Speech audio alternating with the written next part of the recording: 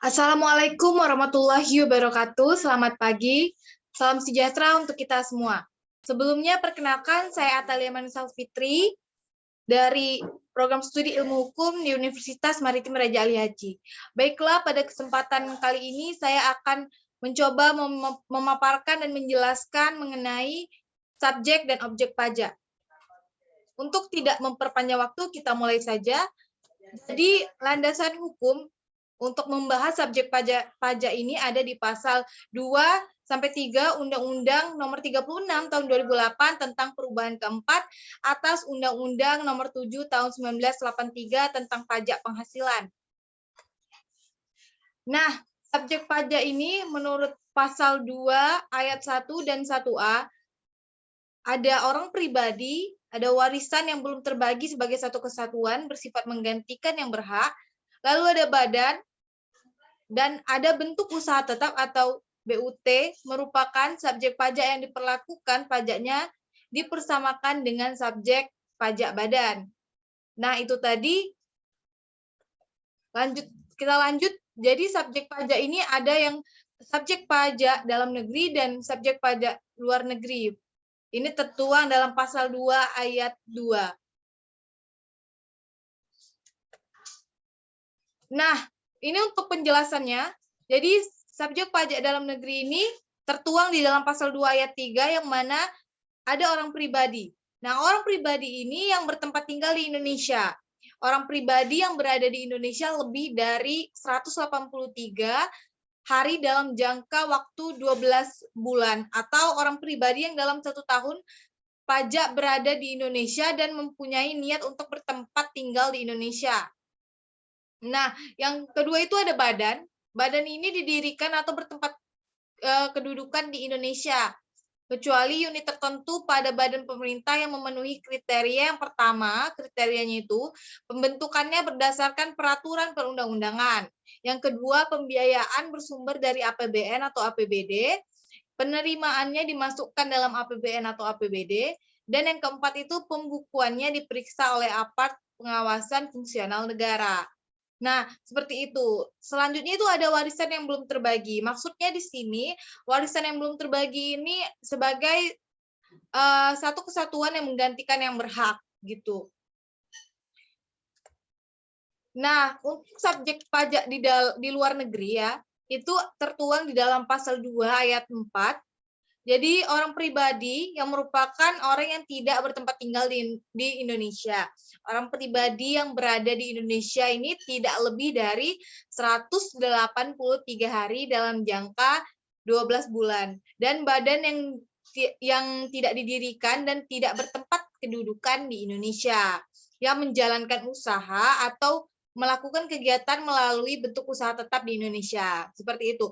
Nah, orang pribadi yang tidak bertempat tinggal di Indonesia itu ya, yang saya katakan tadi, yang merupakan subjek pajak luar negeri dan badan yang tidak didirikan di Indonesia.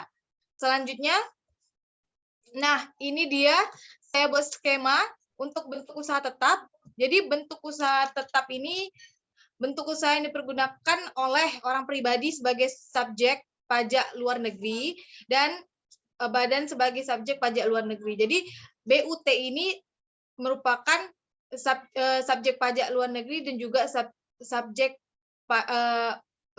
pajak luar negeri untuk orang pribadi dan juga badan.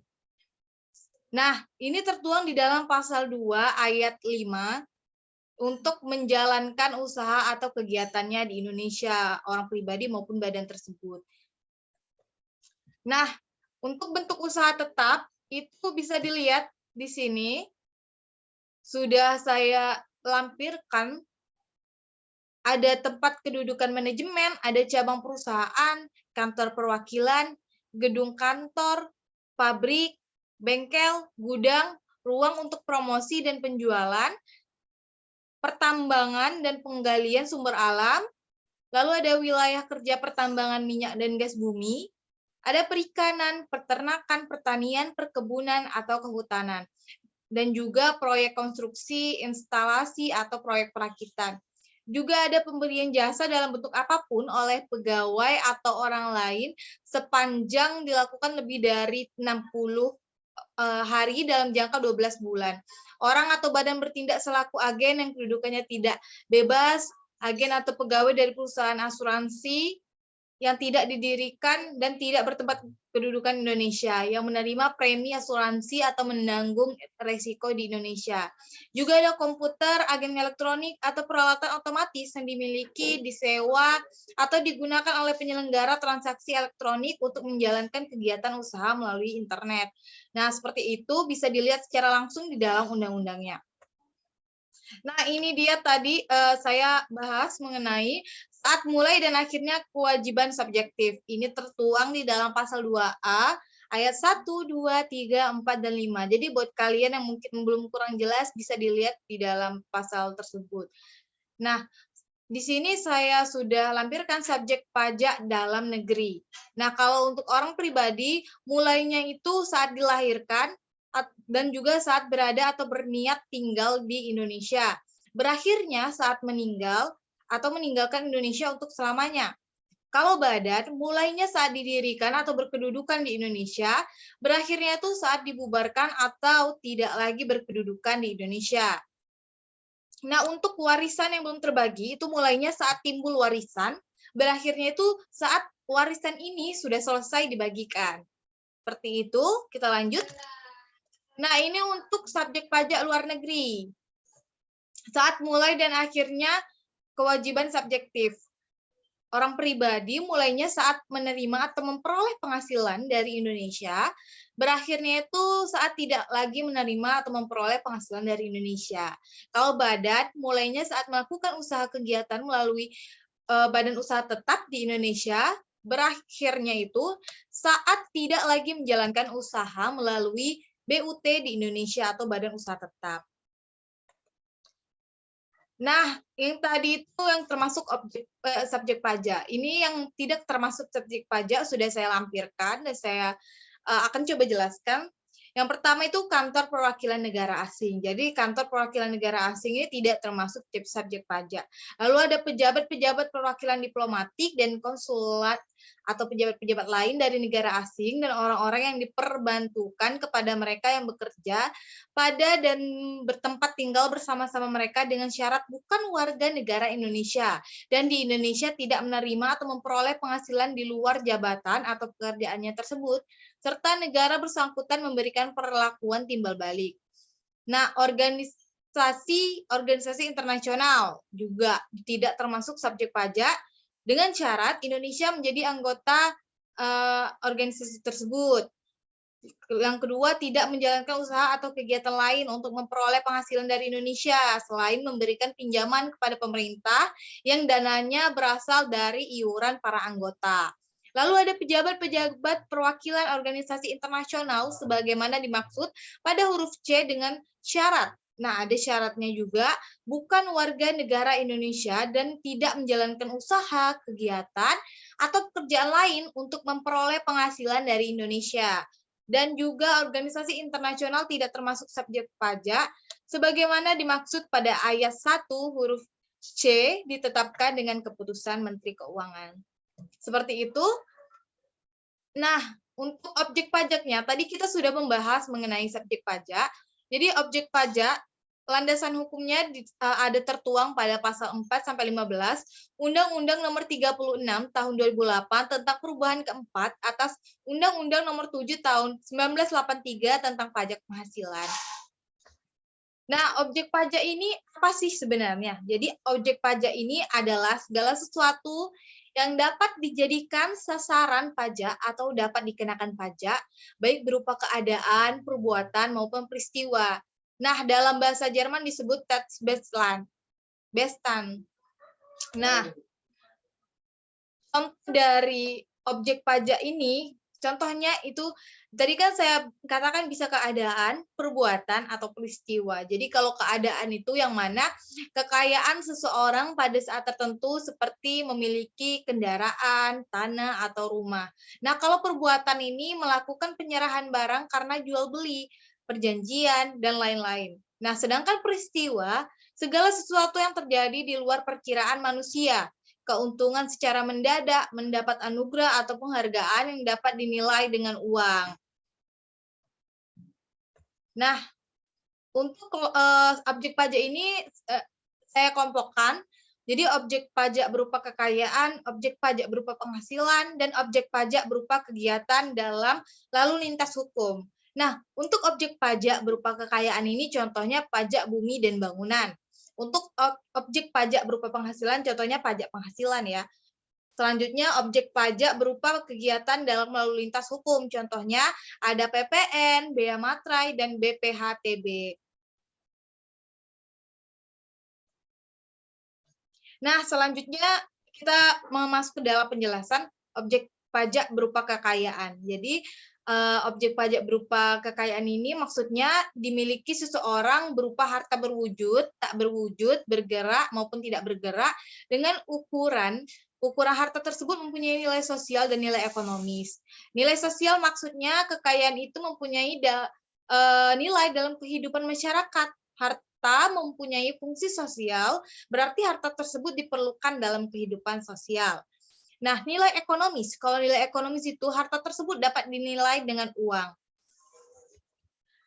Nah, kita melihat dalam objek pajak pasal 4 ayat 1 yang mana penghasilan itu kita perlu tahu juga apa sih maksudnya. Jadi, penghasilan itu setiap tambahan kemampuan ekonomis yang diterima atau diperoleh wajib pajak baik yang berasal dari Indonesia maupun luar Indonesia yang dapat dipakai untuk konsumsi atau menambah kekayaan wajib pajak yang bersangkutan dengan nama dan dalam bentuk apapun. Nah, yang termasuk penghasilan di sini udah saya lampirkan, mungkin bisa dibaca lebih jelasnya. Di sini ada 8 ya, ada banyak. Mungkin ada tambahan lagi 17. Nah, jadi ada banyak, mungkin nggak bisa saya bacakan satu-satu, bisa kalian baca. Di sini ada penggantian atau imbalan berkenaan dengan pekerjaan atau jasa yang diterima seperti gaji, upah, juga ada hadiah, laba usaha, keuntungan, dan lain sebagainya. Mungkin bisa dibaca. Nah, jadi kita langsung saja masuk ke objek pajak menurut pasal 4 ayat 2.